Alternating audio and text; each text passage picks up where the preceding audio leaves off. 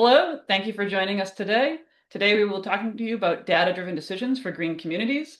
This is a presentation that we gave at the Green Communities Summit on November 18th, 2025, and we're presenting it again here for the community. This is part of the CELT initiative, which is the Clean Energy and Environment Legacy Transition Initiative, which is a partnership between Boston University, University of Massachusetts Lowell, and the state of Massachusetts. Next slide, please. If at any point during this presentation or afterwards you have questions, please feel free to use this QR code, which will take you to a form, and we're happy to reply back to you via email and hopefully start longer conversations with you as needed. Next slide. So, my name is Emily Ryan. I'm an associate professor of mechanical engineering at Boston University and also an associate director at the Institute for Global Sustainability. And I run the CELT program at Boston University in collaboration with Cutler Cleveland, who's the professor in Earth and Environment at Boston University, and Patricia Fabian in the School of Public Health. They are both also associate directors at the Institute for Global Sustainability. The CELT initiative started roughly a year and a half ago, and it came out of the Healy-Driscoll trade mission to Ireland, where we worked with our Irish counterparts to understand how they're helping to accelerate green transitions in Ireland, and we're taking learning from that back here to Massachusetts. The goals of CELT are really to help municipalities and state agencies to accelerate green transitions, decarbonization, etc. Next slide. And we're doing that by focusing on three main areas. Data for decision making, which will be the focus of today's conversation. We also have direct support from municipalities and state agencies. That comes through the data that we're working with, but also through some fellowship programs that we have. We will not talk about those today, but you're welcome to find out more about those on our website or email us directly to find out more. The third aspect is collaborating with state agencies and UMass Lowell to think about network geothermal and a roadmap for it in the state. Central to all of these is also the idea of research, trying to use our academic resources and working with communities to understand better how we can do these efficient transitions and how they're impacting communities. Next slide. So, as I said, today we are focusing on data-driven decision-making. That work is being run out of Boston University at the Institute for Global Sustainability, and there are many things that we're trying to do with this. What we're doing is working with publicly available data, trying to bring it together to help state agencies and municipalities with decisions, help them understand how they can plan for different projects in their communities. And what we're doing is taking that data, integrating different data sets together to help with this. We're trying to make that data accessible and actionable for communities. And we're doing that through multiple kind of different pronged approaches, which we'll talk about today. Next slide. So there are three main strategies we have here. First of all, we are producing innovative data projects, and we're going to talk about the two main ones we have been developing over the last year in just a moment. The goal of these products is really to help, as I said, municipalities and state agencies in their decision-making and also in their measurements of the impact of their work. Second goal that we have is direct support to both state agencies, and the third goal would be municipalities. So the data that we're working with, we're trying to make it actionable and accessible to all of you. And as part of that, we are happy to work directly with communities and with state agencies to develop strategies and data sets that are useful for all of you. Next slide. So today we're going to focus on the two main data products that we've been working on. First, we've got the Energy Transition Atlas, which is out there live and accessible to all of you today. And then second, we have the Energy Explorer, which is just about to be launched on our website. Both of these tools are available for communities to use at no cost to them, and we hope that they will be valuable to you. So we're going to start by talking about the Energy Transition Atlas. I'm happy to have one of our wonderful data scientists here today, Talia, who's going to walk you through what it is and show you actually the website in action. Talia? All right, thank you so much, Emily. All right, next slide, please. We'll get started with the Energy Transition Atlas. So today I'm going to talk to you about one of our data products that we have publicly available for communities to use, the Energy Transition Atlas. So this map includes many different categories of data. Just to highlight a few off the top, we have information on various state programs, various information on the energy infrastructure across the state and transportation measures, as well as energy transition energy burden and energy efficiency measures as well. So I'm going to give a quick demo of the site in action now and show you how you can use this tool. This is the landing page of the Energy Transition Atlas. I want to say off the top that all of the data that's currently in this tool is publicly available, has been downloaded from various state and federal databases, as well as other community organizations that make their data public. We have, if you're interested, a documentation of our data inventory at a link here that you can explore at your own to see where we are pulling our data from. And at the moment, all of this data is available for the entire state, although in the future, depending on availability, there may be additions that are for one portion of the state or another. So I want to start by sharing this map here of the green communities. So this is one of the maps in our state programs category. And I want to start with this one because I think it gives a really great picture of how the state is doing in terms of their clean energy transition. You can see here just a very significant amount of money that has been received by the different municipalities across the state for the Green Communities program, up in the millions of dollars for individual communities at the most. And so I think this is a really meaningful map to share the progress that has been made so far. Many of our maps include this kind of color scale design where you can compare different municipalities to each other based on the color scale that you see down here in the legend in the left-hand corner. So next, I want to explore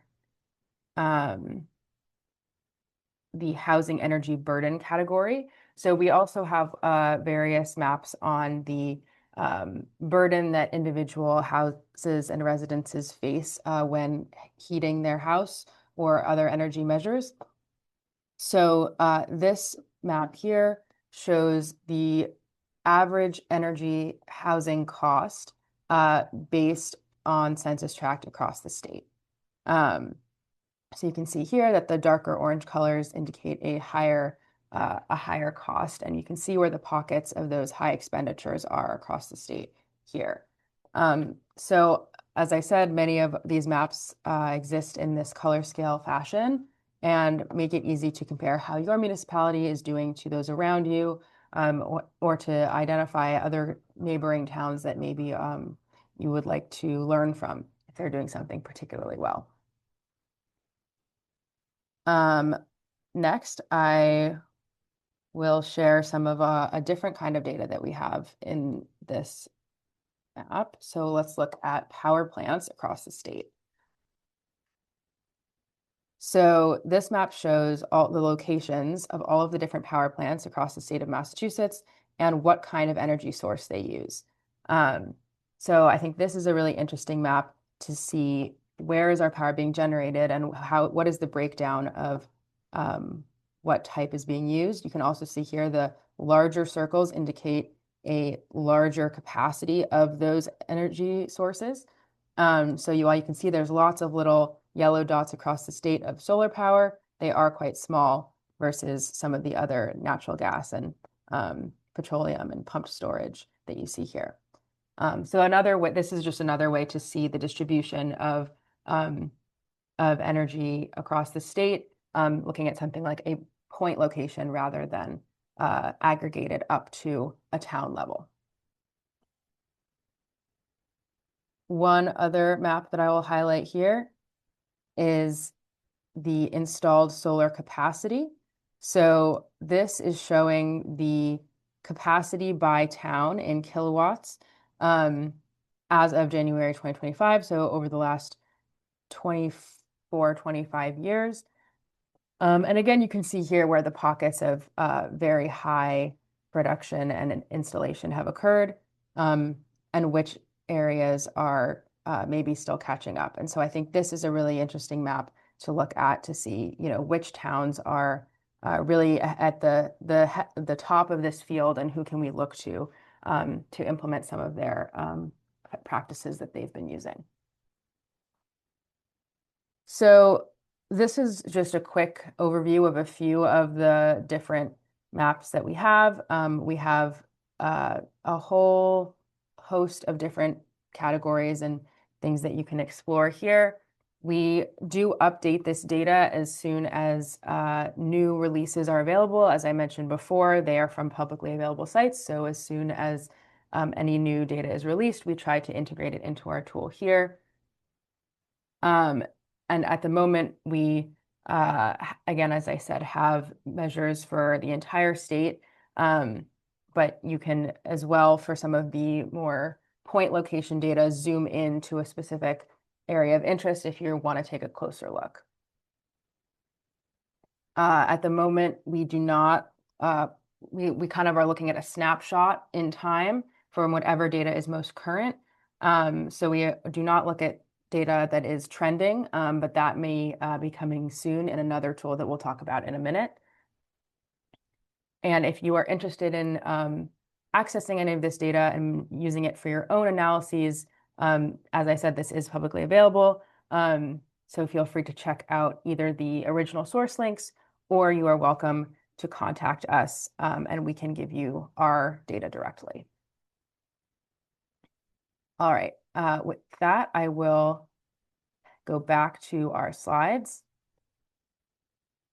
to continue the presentation.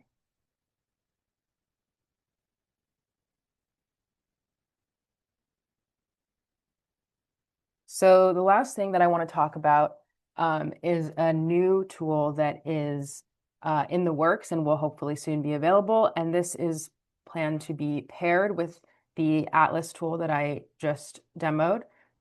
This is a municipality lookup report generation. So the idea with this is that you will be able to select your municipality from a drop-down list, and it will generate a report that spits out the numbers for the different data sources that are shown in the atlas. So it kind of aggregates all of the different data that we just looked at into one report. And this is hopefully going to be a great way to kind of see a snapshot of how is this town doing across all of these different measures all at once. So again, this is not yet available, but we hope that it will be very soon. And we are very excited about it. So with this, I will pass it back to our next speaker, Cutler Cleveland. Thanks, Talia, for that overview. As Emily mentioned, my name is Cutler Cleveland. I'm a professor in the Department of Earth and Environment at BU, an associate director of IGS, and part of the leadership team for the CELT project here at BU. In addition to the Atlas, which Talia just described, we are launching a parallel and complementary data explorer called the Massachusetts Energy Explorer. It will be ready for public viewing in early 2026, but I'm here to give you a quick preview at some of the content that it will develop and make available. As you all know, Massachusetts is navigating a complex, high-stakes transition of its energy system, one in which decisions about investment, equity, and policy will shape the well-being of the Commonwealth's municipalities and its natural systems. The Massachusetts Energy Explorer seeks to make essential data accessible and usable for decision-making about this clean energy transition. It complements the geographic focus of the Atlas that Talia just showed you by knitting data analysis, visualizations, and the written word into stories that reveal how the Commonwealth's energy system can be transformed to reduce inequity, steer communities from climate impacts, improve health and other social outcomes, and lead to healthier natural systems. Topics in the Explorer include energy consumption, prices and expenditures, energy burden, state support for communities via green communities and climate resilience, energy and transportation, and energy and climate change. Next slide, please. Here are a couple examples of the type of visualizations that you will find in the Explorer. Like the Atlas, this is an open access data source. All the data are available for download and repurposing, including the images and all the metadata, which is descriptions of where we got the data and how we transform the data, are easily accessible as well. The data come from largely publicly available sources, as was the case with the Atlas, federal, state, and municipal agencies. So here's an example of a type of data story that we'll be presenting. This shows on the vertical axis, the share of different energy sources that are used to generate electricity in Massachusetts. Talia showed you that map of where those electricity generation facilities are located. Here's a look at the same information from a different perspective. You can see in the 60-year plus time frame, there's been a massive transformation of this energy system. In the 60s and 70s and through the early 80s, it was almost an entirely fossil fuel driven system dominated by oil and coal. But in the last few decades, there's been a rapid transition away from those energy sources. Coal has been completely eliminated. Oil is now playing a very minor role. And there's been a significant increase in the consumption of natural gas used to generate electricity. And more recently, an increase in solar and other renewable sources as part of the state's efforts to decarbonize its energy system. Next slide, please. Energy affordability is on everyone's minds these days, from all the way from state government down to communities to individual households. This provides a historic perspective on the price of electricity paid by different end users. So it measures the price per kilowatt hour in constant dollars, meaning these series are corrected for the effects of inflation, which shows the monthly price paid by different consumer classes, being industrial consumers, commercial consumers, the state average in blue, and residential consumers.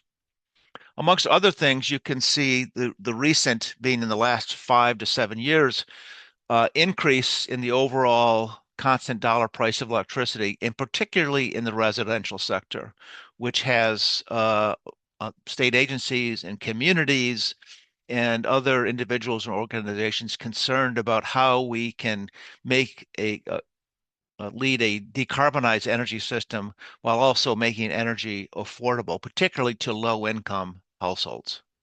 Next slide, please. Also on the topic of energy affordability, Talia mentioned the concept and information about energy burden, which is the fraction of a household energy budget that goes to paying electricity and natural gas bills.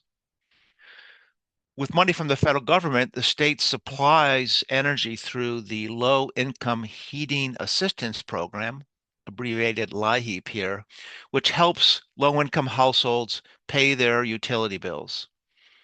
And this map shows at the municipality level what the average household benefit is that's paid to households in 2023.